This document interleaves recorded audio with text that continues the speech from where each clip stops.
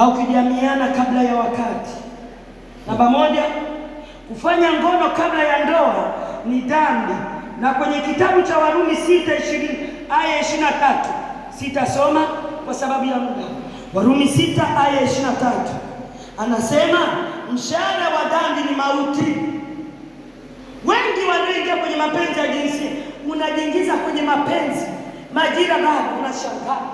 Naomba nitoe mfano. Kaka mzuri,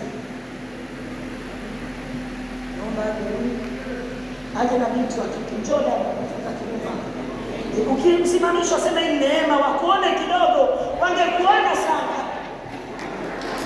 Tumsifu Yesu Kristo.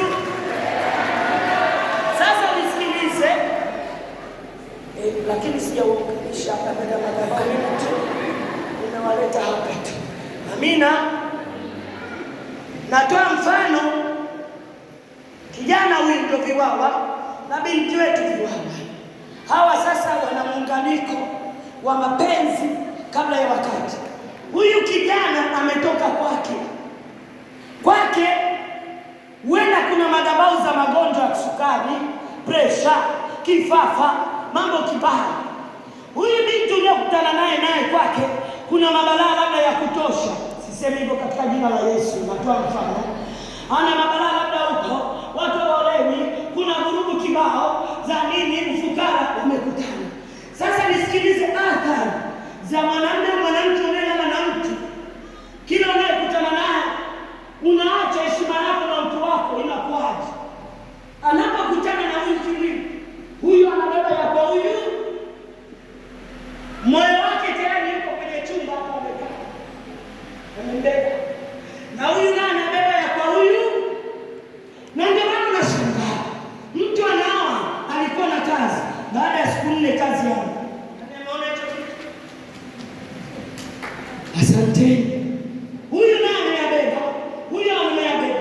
Kama yeye akapanda chupa kama anakutana na demu wa pili, anakutana na wanne, chumba kimejaa moyo na watu 70.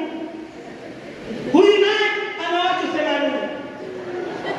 Sasa nisikilize, imefika kipindi kijana anataka akaoe, binti anataka akaolewe, lakini wana watu kwenye moyo na huyo ana watu. Haya ni mambo ya kirosa. Wanapoenda kuoana, miezi 3 ndoa zinaanza. Najuta kuolewa na wewe. Nini? Watu wako 80 huko wametulia. Na huyu watu wako 70 huko. Kuna ndoa itadumu hapo?